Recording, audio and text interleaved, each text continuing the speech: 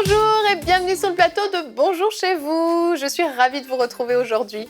Notre thème du jour est les signes et prodiges qui accompagnent la foi.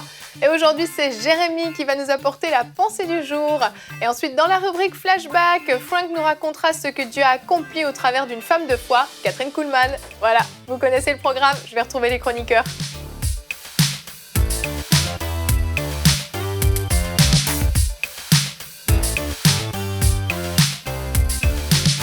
Bonjour tout le monde. Bonjour Evelyne. Ça va aujourd'hui? Ça va très bien. Super, Frank, t'es prêt pour faire la suite de ta rubrique? Certains téléspectateurs se disent peut-être, mais c'est une rediffusion. Non, ce n'est pas une rediffusion. Tu vas faire la suite de la rubrique sur Catherine Kuhlman que tu avais fait il y a quelques semaines. Parce que sa vie était longue. Beaucoup de choses à dire. La vie des autres était un peu plus courte, donc ça rentrait dans une seule rubrique. C'est intéressant, on pourrait en parler, parce que oui, la majorité des généraux de la foi n'ont pas vécu tellement longtemps. Ah oui, c'est vrai? Ouais, c'est rare qu'ils se rendaient dans les 80 et plus. Très, très rare. Mais c'est un autre sujet. Mais ils accomplissaient tellement énormément que c'est comme s'ils avaient eu souvent 3 vies. en peu de temps, fait aussi. C'est ça, effectivement. Mais du coup, ils étaient peut-être épuisés plus vite aussi. Il faudra en parler dans une autre émission. Nous en parlerons dans une autre émission. Le thème est lancé. Le thème est lancé. Et aujourd'hui, comme on va parler de Catherine Kuhlman, bien entendu, on est obligé de parler de prodiges, de miracles, de signes, parce que ça accompagnait vraiment son ministère. Mais Catherine Kuhlman était une femme, comme les autres. Ou comme vous êtes des hommes, quoi. Parce que vous n'êtes pas des femmes. Excellent. Wow. Cette introduction me plaît beaucoup. Catherine Kuhlman était une femme de la même nature que nous, comme dit le verset. Voilà, merci. Ouais. Non, mais c'est parce que vous êtes des hommes, donc quand je l'ai dit, je vous ai regardé, ça marchait pas. Bref, vous avez compris. Et nous aussi, on peut vivre dans le miraculeux, on peut expérimenter des choses merveilleuses.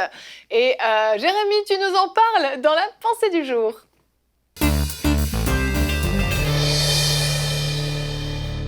Jérémy, le titre de ta pensée est « Êtes-vous prêt à vivre le miraculeux ?» Oui, c'est une question pour chacun d'entre nous. Est-ce que vous êtes prêt à vivre le miraculeux? Et je crois que pour vivre le miraculeux, tout le monde pourrait se dire moi je suis prêt à vivre le miraculeux. Si aujourd'hui Dieu m'utilise pour guérir un paralytique ou faire voir un aveugle, je suis prêt. Maintenant, je suis prêt. Mais avec le miraculeux, il y a aussi un aspect de persécution qui vient avec, mais surtout un aspect de comment je peux entrer dans le miraculeux. On peut se dire, moi je suis prêt à entrer dans le miraculeux, mais avec le miraculeux, et pour entrer dans le miraculeux, je crois que ça demande un prix à payer. Alors, entrer dans le miraculeux, on pourrait se dire, c'est une grâce, c'est un cadeau de Dieu, c'est un don, et d'ailleurs il y a le don d'opérer des miracles, mais on devrait déjà, avant d'entrer dans le miraculeux, y aspirer. Et je voudrais vous encourager aujourd'hui en vous posant la question peut-être, est-ce que vous aspirez au miraculeux? Parce que vouloir entrer dans le miraculeux, c'est une chose, on peut vouloir être beau, on peut vouloir être riche, on peut vouloir partir en vacances, on peut vouloir être en retraite, mais qu'est-ce qu'on fait pour arriver à ces choses si certaines d'entre elles sont possibles? Est-ce qu'on désire vraiment ces choses-là? Et est-ce qu'on désire bien sûr vivre le miraculeux?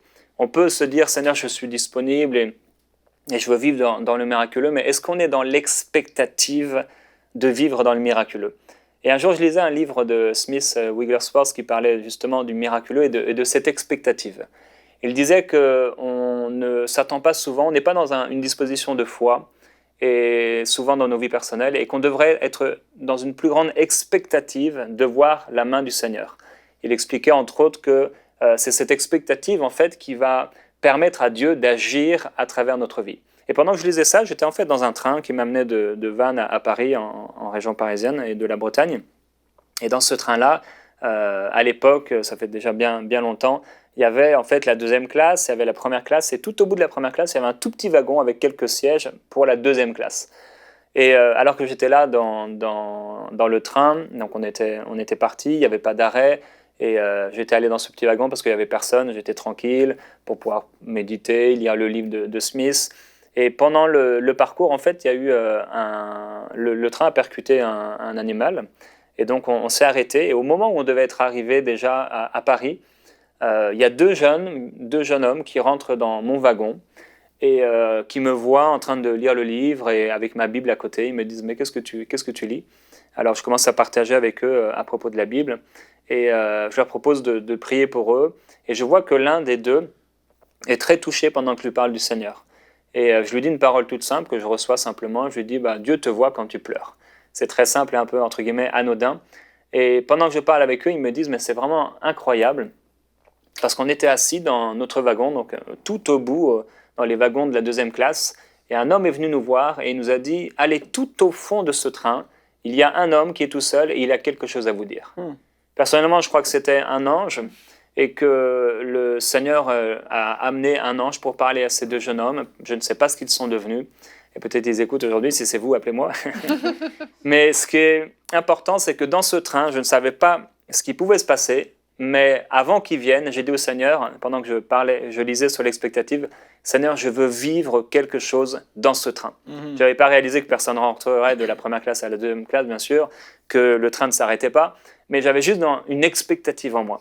Et je me dis, si on pouvait se lever, frères et sœurs, avec plus d'expectatives, si on pouvait s'attendre à plus de miraculeux, si on pouvait vraiment de plus en plus dans nos prières, dans notre vie personnelle, peut-être même dans votre voiture, afficher quelque part, es-tu prêt à vivre la gloire de Dieu? Est-ce que tu es dans l'expectative en ce moment, peut-être en nous réveillant sur notre téléphone, avoir une alarme 1 fois par jour, 1 fois par semaine au moins, qui nous dit, est-ce que tu es prêt à vivre dans l'expectative? Et commencer à prier, non seulement pour nos besoins personnels ou pour le monde entier, entre guillemets, mais qu'aujourd'hui, il se passe quelque chose d'extraordinaire. Oui, il y a des signes, il y a des prodiges que Dieu veut faire à travers nous. Il veut les manifester. On doit être différent et je crois que c'est le cœur de Dieu, que dans cette génération, notre vie soit extrêmement différente de celle de nos voisins qui ne connaissent pas le Seigneur. On devrait faire la différence à travers des signes, à travers des prodiges, commencer à voir ces paralytiques être guéris, ces malades de toutes sortes de maladies, les cancers disparaître, les démons être chassés. Et au-delà des maladies et des délivrances, les signes et les prodiges que le Seigneur veut faire à travers nous. Ouais. Moïse, il a frappé de son bâton et la mer s'est ouverte en 2. On ne sait pas ce que Dieu va faire à travers vous. Si on peut être dans l'expectative, c'est le résumé de ma pensée, on devrait être dans cette expectative, désirer de tout notre cœur qu'il se passe quelque chose de nouveau. Et frère, c'est ni par force ni par puissance, mais c'est par le Saint-Esprit. Mais pour pouvoir voir et vivre les choses du Saint-Esprit, il nous faut être dans la foi. Il nous faut non seulement vouloir, non seulement désirer, mais désirer de tout notre cœur. Et Dieu vous dit que si vous désirez de tout votre cœur, il se laissera trouver par vous. Et je vous assure, quand on trouve Dieu, on trouve le surnaturel et la puissance. Amen, amen. Amen. Tu vois, tu lisais un livre de Smith Wigglesworth à ce moment-là. Wow. Tu peux le prononcer pour moi, Frank, s'il te plaît. Smith Wigglesworth. Voilà, lui, un homme de Dieu extraordinaire que Dieu a utilisé avec puissance. Et ça a alimenté en fait la foi en toi, ça a fait jaillir quelque chose, une expectative. Et vraiment, j'encourage les gens qui nous écoutent à lire des biographies de ces hommes, de ces femmes de Dieu, à écouter ta rubrique tout à l'heure, parce que vraiment, moi j'aime énormément les biographies. Et quand je lis ces livres-là, je sens quelque chose qui est alimenté en moi. Il se passe quelque chose en dedans de moi. Et tout à coup, je commence à croire pour des choses complètement folles auxquelles j'aurais même pas pensé auparavant. Tout à coup, il y a comme un monde qui s'ouvre à nous, un monde surnaturel où on se dit « Ouais, là, il pourrait se passer quelque chose. » Parce que quand on lit ces histoires de miracles, en fait, on commence à réaliser qu'on peut le vivre nous aussi, justement. Que ce n'était pas juste réservé à eux, on peut le vivre nous aussi. Et on se dit, bon, est-ce que je suis prêt justement? Et ta pensée est excellente. Est-ce qu'on est prêt à vivre ça? Est-ce qu'on s'attend même à le vivre justement? Et c'est pour ça que je pense que c'est vraiment bien de lire ces histoires, même dans la Bible, il y a des histoires extraordinaires, pour justement être dans cette attente. Que dans notre journée, on soit dans l'attente de se dire, peut-être que là, il pourrait se passer quelque chose d'extraordinaire. Là, tout à coup, je pourrais être un instrument entre les mains de Dieu pour guérir cette personne que je vois de l'autre côté du trottoir qui marche avec des cannes, par exemple. Ou tout à coup, on commence à croire pour des choses et on se surprend nous-mêmes à se dire « Oh, mais oui, je peux y croire, je peux le vivre, ça m'est accessible aussi. » Et notre verset du jour nous parle d'Étienne, c'est dans Actes 6:8. Étienne, qui était un jeune homme plein de foi et de puissance, la Bible nous dit, il accomplissait des prodiges et de grands signes miraculeux Alléluia. Parmi le peuple. Étienne était vraiment, c'était pas un des apôtres, il avait pas connu Jésus sur la terre, il l'avait pas suivi. C'était un jeune homme qui avait été visité par Dieu, qui avait été rempli du Saint-Esprit et qui était obéissant et des signes, des miracles prodigieux l'accompagnaient. Donc c'est encourageant de se dire que c'est pas réservé juste à une certaine classe d'hommes et de femmes de Dieu. Pour moi, Étienne et Philippe, c'est vraiment des personnages qui nous disent tu n'as pas d'excuses. C'est clair, ouais. À chaque fois que je lis, je me dis les chrétiens n'ont pas d'excuses parce qu'ils ne sont pas... Ils n'étaient pas Jésus, ils n'étaient pas Moïse, ils ne faisaient pas partie des apôtres. Et des 12 apôtres, même, ils se tenaient à distance, parce qu'on voit dans un verset qu'ils se tenaient à distance. Et qu'ils ont été choisis pour servir aux tables. Donc, même avec la plus petite place qu'ils aient eue, ils ont brillé. Et c'est vraiment, ils envoient un message pour dire, les chrétiens n'ont pas d'excuses. Et un jour, une nuit, enfin, je veux dire pas un jour, une nuit. Et donc, une nuit... C'est mon livre, Un jour, une nuit.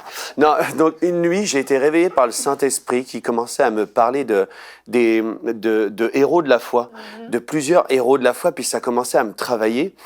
Et je commençais à sentir qu'il y avait une urgence, un besoin. Et au bout d'un moment, c'est devenu tellement fort que j'ai attrapé mon épouse et puis je lui ai dit, mais est-ce qu'on est prêt à payer le prix? Et puis elle dormait, donc elle se disait, mais de quoi il parle en pleine nuit? Est-ce qu'on est Elle prêt à était payer dans le la prix? chair. Non. Elle jeûnait, elle priait. En dormant. Oh non, mais excuse-moi. parce que là, je commençais à réaliser, c'est comme si Dieu me montrait au travers de ces héros de la foi le sacrifice de la recherche du miraculeux et de la recherche de la puissance, et, comme ce que disait Jérémie.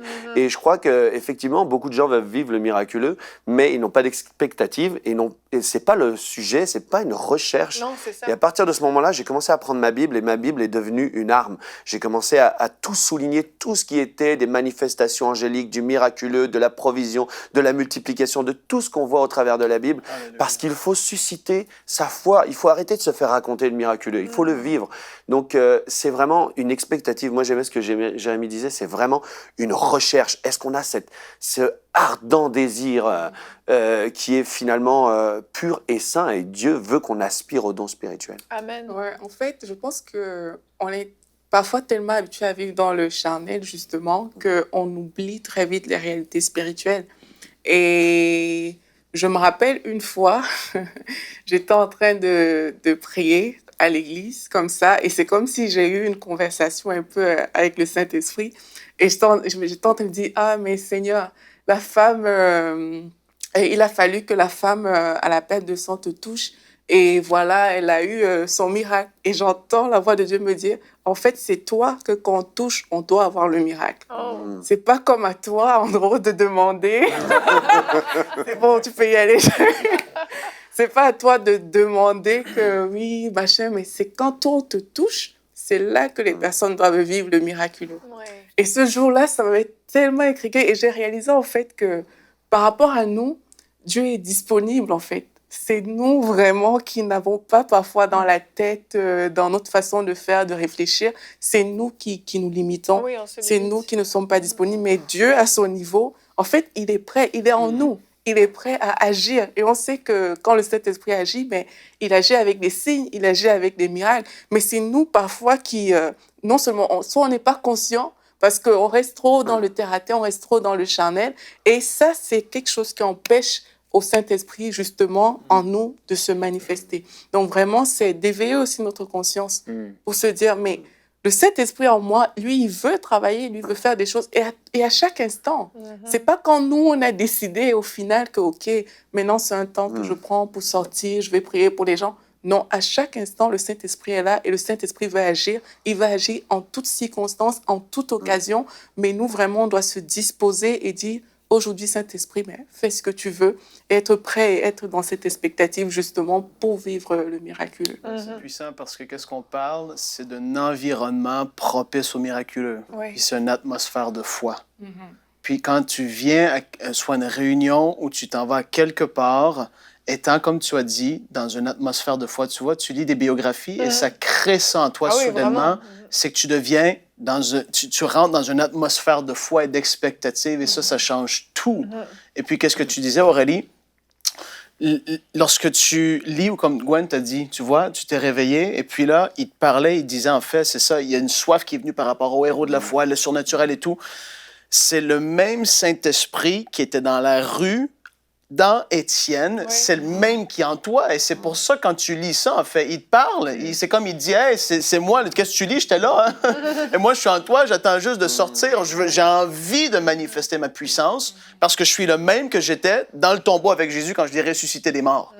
Et là, tu dis, waouh, il faut que je saisisse, comme Jérémie l'a dit, je dois rentrer dans cette expectative, dans cette atmosphère de foi-là, je dois vivre dans ça. Parce que sinon, ouais, c'est vrai, on regarde à la chair, on se dit souvent aussi, il y a cette pensée qui était là, c'est pour ces gens qui ont vécu à l'époque. Dieu les a souverainement choisis. Dieu, oui, il y avait des appels sur des vies, mais Dieu s'attend que chacun de nous, on y aille. Comme tu as dit, Étienne et Philippe, et dans Luc 10, Jésus avait dit qu'il a envoyé les 12 et 70 autres disciples. Oui. C'était pas des apôtres, peu importe le titre. Ils ont envoyé guérir les malades, chasser les démons, ressusciter les morts. Et c'est ouvert à tout le monde, et on doit rentrer dans cette atmosphère de foi-là, dans cette expectative, et c'est tellement puissant. Et puis, dans les réunions de Kathryn Kuhlman, les gens venaient dans une expectative de recevoir. Et puis ça changeait tout. Mais c'est ça. Mais je pense que vraiment, le gros problème, c'est que ça se passe tout là-dedans, en fait.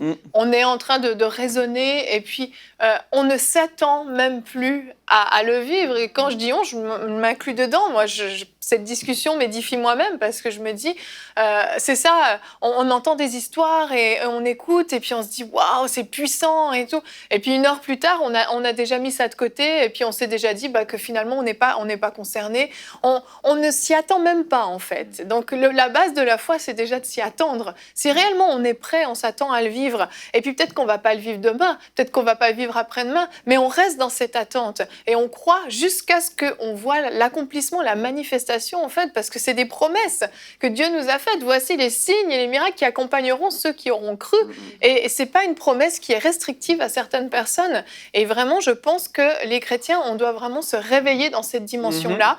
On est trop dans le domaine de l'intelligence, de l'intellectuel, où on raisonne beaucoup d'enseignements, c'est très bien, mais il est temps qu'on démontre un peu plus la puissance de Dieu, absolument. Parce que notre société a besoin de voir ce Dieu qu'on sert est vivant, il agit encore aujourd'hui et il est capable de faire des choses extraordinaires. Et je prie vraiment qu'à la maison, vous puissiez ressentir ce feu qui s'allume sur ce plateau et que vous aussi, vous puissiez décider de vous disposer, d'être des instruments entre les mains de Dieu et de prendre la décision. À partir d'aujourd'hui, je vais m'attendre à vivre le surnaturel, le miraculeux dans ma vie. Et Frank, on enchaîne avec la rubrique flashback parce que là, je pense que tu vas allumer un feu encore plus grand dans la vie des gens avec l'histoire de Kathryn Kuhlman. On t'écoute tout de suite.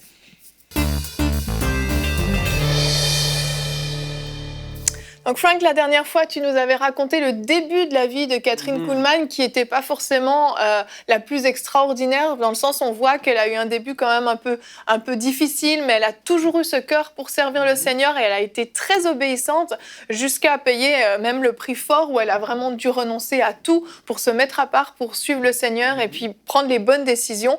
Et puis sa vie spirituelle a commencé à exploser à partir de ce moment-là. Et qu'est-ce qui s'est passé donc dans sa vie? C'est ça, donc on a vu que plus sa vie un peu naturelle, si on peut le dire, jusqu'à temps que le ministère commence. Et on avait arrêté lorsque elle s'était séparée d'avec son mari à cette époque-là. Si vous voulez en savoir plus, regardez la première émission.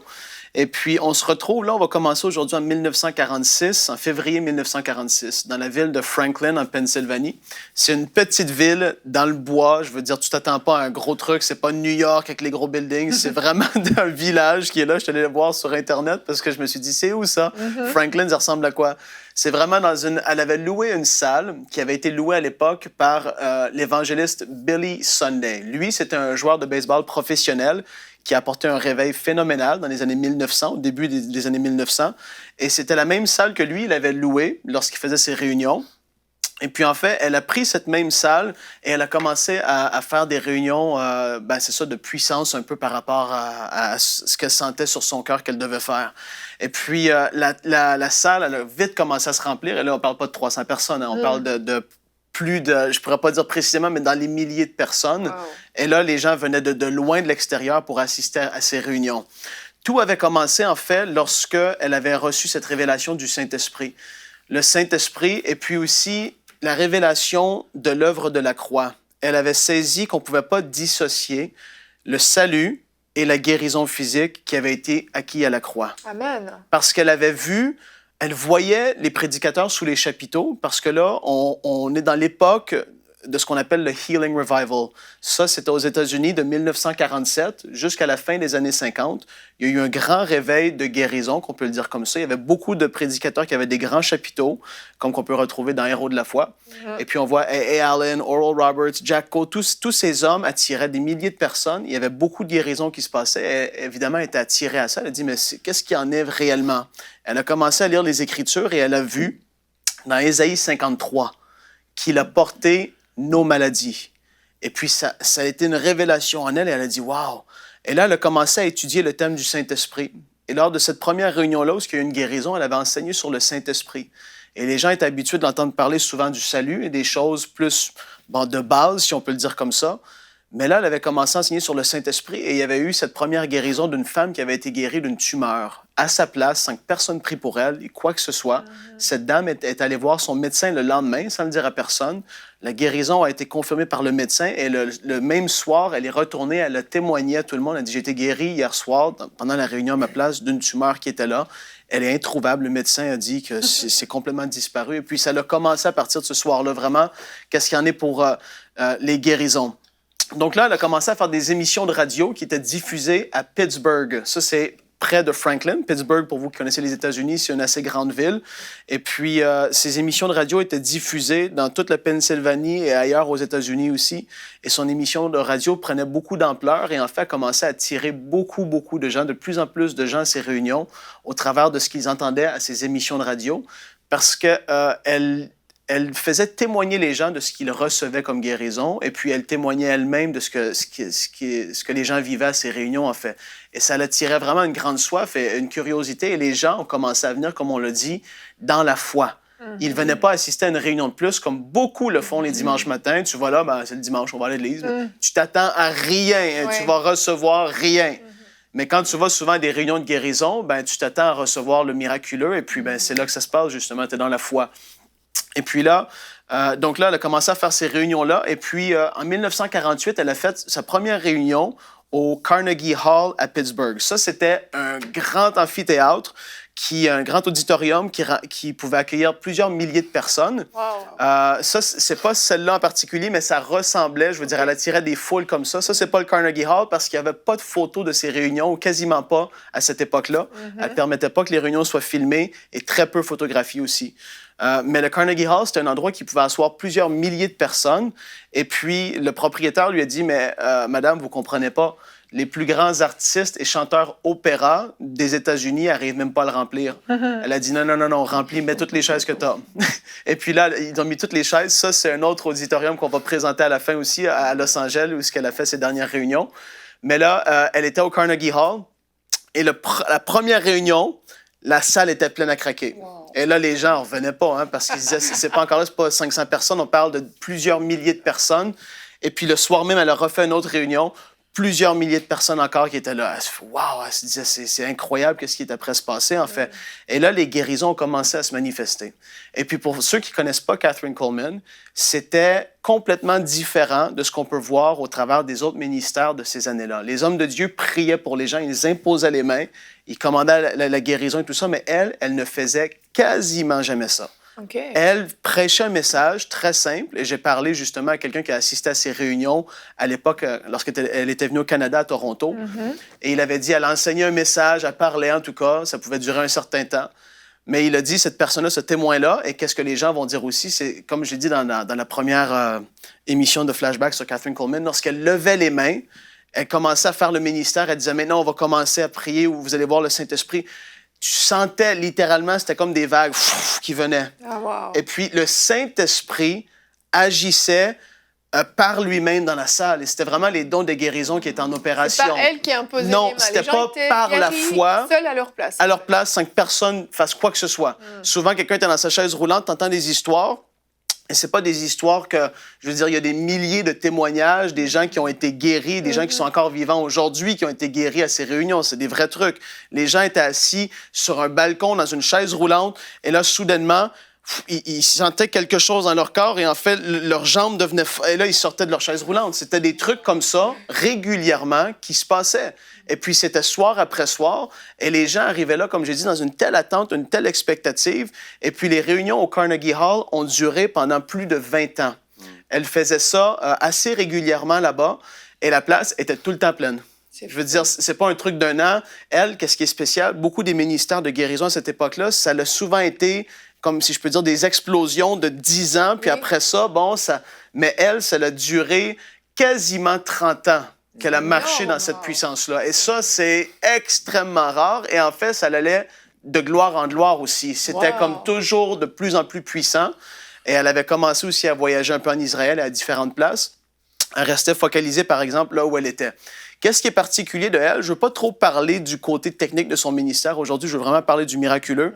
Mais elle ne se disait pas du tout qu'elle était une bâtisseuse d'église locale. Elle n'était pas pasteur. Les gens l'appelaient pasteur souvent par respect. Mais elle disait, moi, je ne suis pas pasteur, je ne suis pas appelé à bâtir un mouvement ou une église, mais elle bâtissait des églises physiques dans des pays à travers le monde, en fait. Et à tous les mois, elle soutenait des églises dans plus de 20 églises à l'étranger, en Amérique centrale, en Amérique du Sud, en Inde, en Afrique, au Vietnam, en Indonésie, à Hong Kong, à différents pays à travers le monde. Elle soutenait financièrement toutes ces églises-là qu'elle avait bâties en termes d'édifices. Elle les bâtissait, mais même en termes de gens aussi? Ou... Non, elle n'allait pas là-bas. Okay. Elle voyageait un peu partout, mais elle soutenait des pasteurs qui étaient là, des œuvres qui étaient là. Des fois, parfois, elle pouvait en arracher ou c'était difficile, ou elle voyait qu'il y avait un grand besoin parce que les gens venaient au Seigneur, il n'y avait pas assez d'argent des finances. Donc, elle, son ministère était devenu à une telle ampleur qu'elle supportait financièrement plus de 20 églises à travers le monde. Et ça, c'est extraordinaire parce que elle, tu regardes à sa vie, et c'est même dit, elle le disait, elle se prenait un salaire qui était comme correct, qui n'était pas extraordinaire, mais tout le restant de l'argent, comme les vétérans de la guerre du Vietnam, elle a donné des milliers de chaises roulantes aux vétérans. Elle faisait des dons énormes à beaucoup d'organisations et elle gardait un salaire pour elle, mais elle ne vivait pas pour ça. Oui. Elle s'était abandonnée à Dieu. Et ça, elle le dit tellement souvent lorsqu'elle prêchait. Elle dit, je sais et je peux te dire le jour, l'heure, l'endroit où je suis mort à moi-même. Ça, je l'ai déjà entendu dire ça, Catherine. Elle le sait. Catherine Kuhlman est morte. C'était plus elle qui vivait, c'était Christ en elle qui vivait. Elle ne vivait plus pour cette vie, plus pour ce monde, elle vivait pour Jésus. Et puis ça, elle en parle tellement souvent. Et justement, on va regarder une vidéo par rapport au Saint-Esprit. C'est une des rares fois où est-ce qu'elle a été filmée. Comme j'ai dit, elle a été filmée dans quelques endroits, mais elle ne permettait pas que ces réunions de puissance, de miracle, soient filmées. Il y a juste quelques photos, comme on peut voir présentement un peu sur les écrans sur le plateau, mais on va regarder une vidéo de elle qui enseignait sur le Saint-Esprit. Et si je ne me trompe pas, c'était à l'université de Oral Roberts. Okay. Donc, elle était après enseignée à des étudiants l'importance du Saint-Esprit. Si Jésus pouvait faire confiance au Saint-Esprit, et il l'a fait, tout ce que Jésus avait, il l'a pris du Saint-Esprit. Souvenez-vous-en. Ne l'oubliez jamais. Le Fils du Dieu vivant a pris absolument tout. Et je ne veux pas être sacrilège en parlant de cette façon. Je l'ai dit comme je le pense. Quand Jésus était sur cette terre, il était entièrement homme, comme s'il n'était pas Dieu. C'est la raison pour laquelle il pouvait succomber à la tentation. Si Jésus n'avait pas été sujet à succomber à la tentation, alors les tentations auraient été une farce.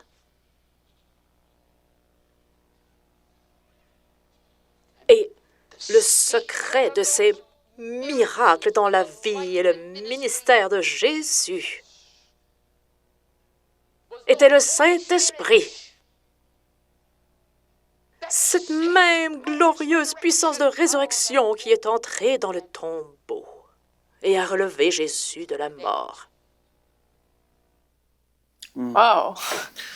Elle en parlait avec sérieux. C'est toute une révélation qu'elle avait eue. C'est très puissant parce qu'à cette époque-là, c'était pas aussi... Aujourd'hui, on en parle du Saint-Esprit et puis la révélation a grandi même en fait. Mais à cette époque-là, comme j'ai dit, c'est ça qui était particulier, c'est qu'elle faisait le ministère différemment, vraiment différemment. Et elle vivait, en fait, elle vivait pour Dieu et elle voulait tellement pas attrister le Saint-Esprit. C'était sa façon d'être, c'était comment elle vivait. Et puis elle savait, lorsqu'elle allait sur l'estrade, elle prenait rien pour acquis. Elle disait, mais qui suis-je, en fait? Et elle avait l'impression qu'en fait, elle n'était même pas le premier choix de Dieu pour être utilisée comme ça. Elle pensait même qu'elle était le troisième ou peut-être plus. Il y a des gens qui ont refusé, en fait, de payer le prix et de mourir à eux-mêmes, en fait. Et puis, c'est pour ça que dans sa vie, ça a tellement été précieux. C'était l'enseignement de sa vie, c'était le Saint-Esprit. C'était tellement important pour elle.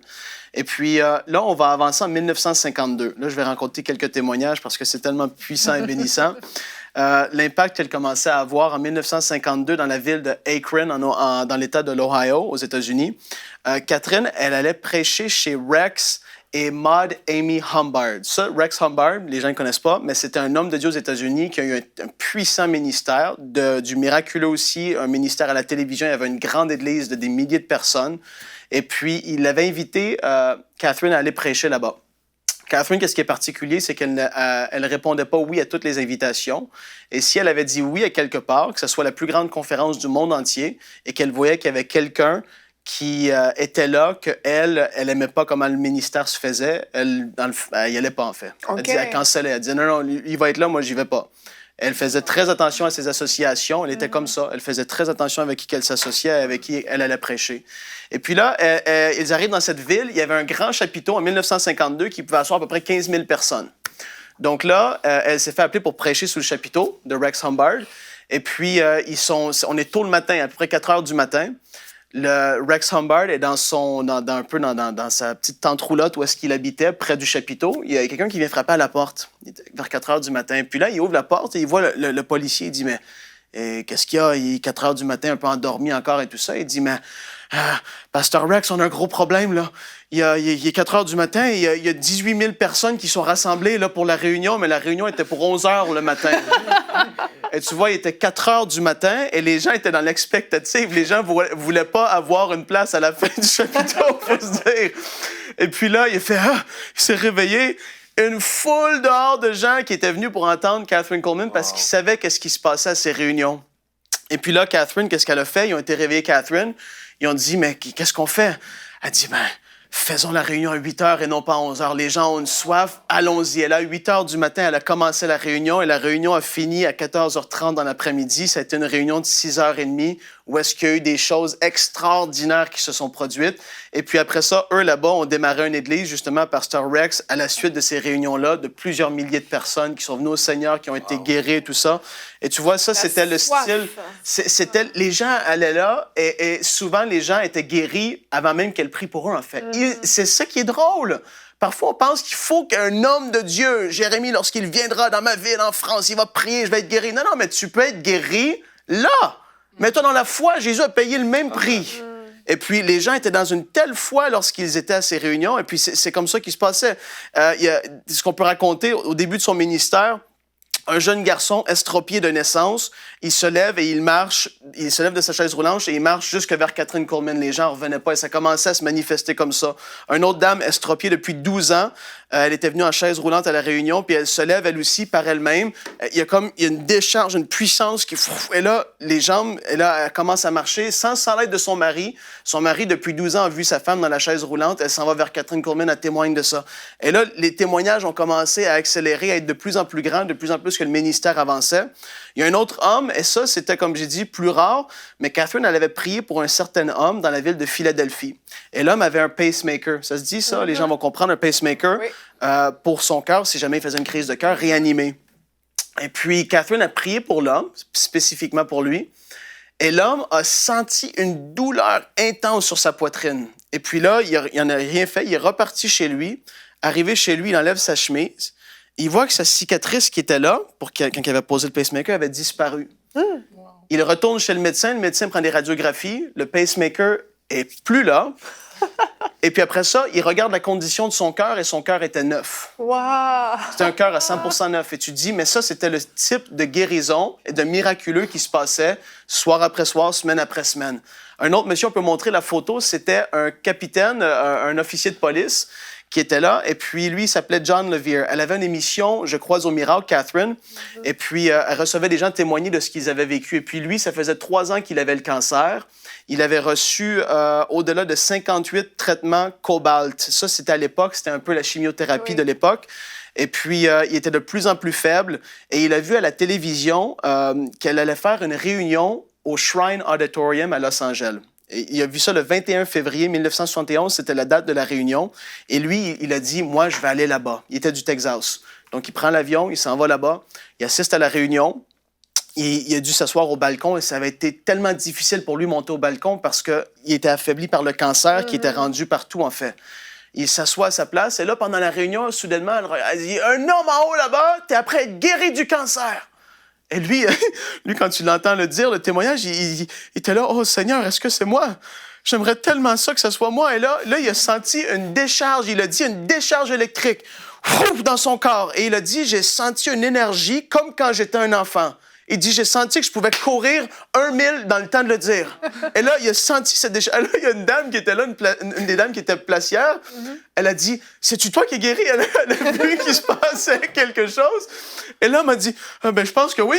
Et là, il a senti, waouh, il y avait la vie qui était là. Et là, il s'en va chez son médecin.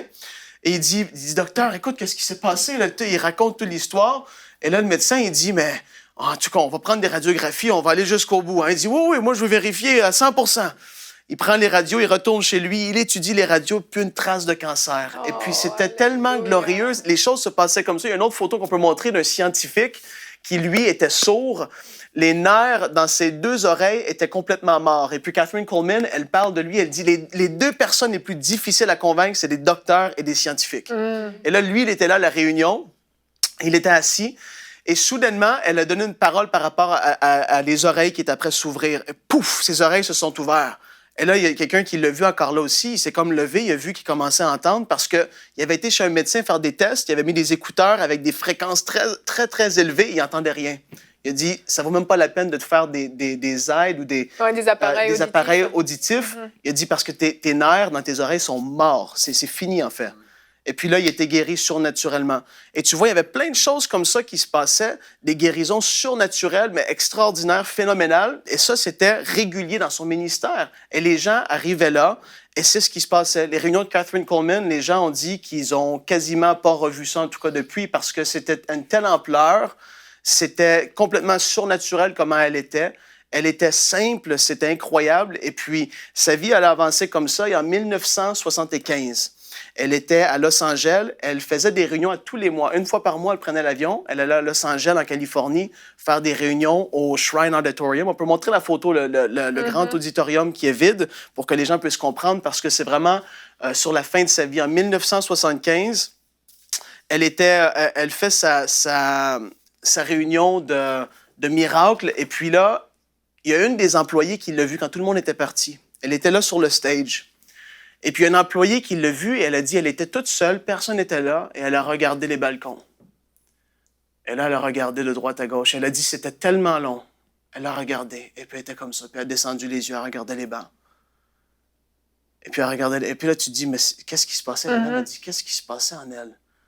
Et puis, en fait, ça a été sa dernière réunion de miracle qu'elle a fait.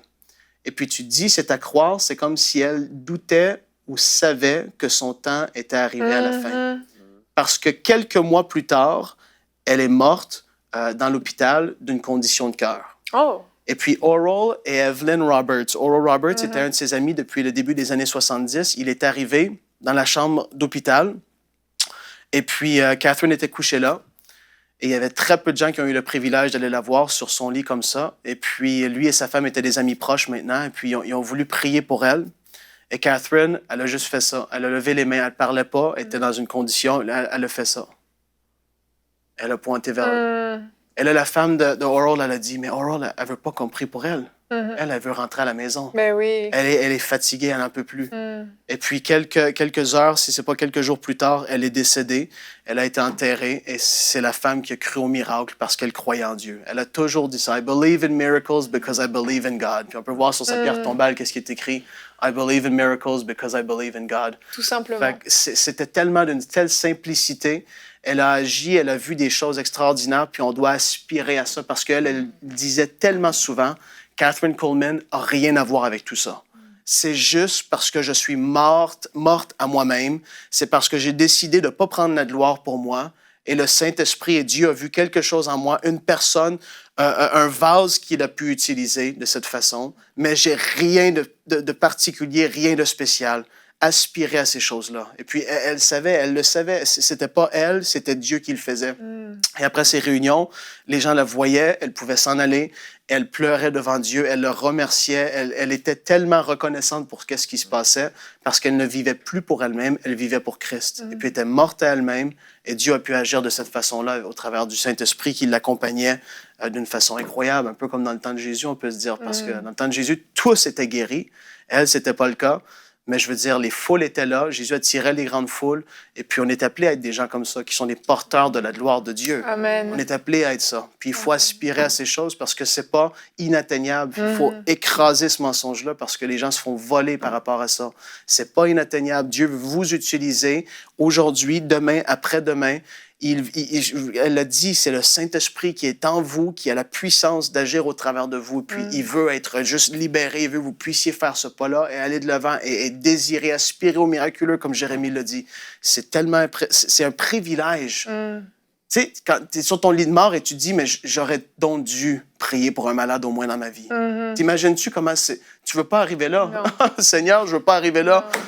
Amen. Tu veux avoir vécu une vie remplie, pleine de la puissance de Dieu.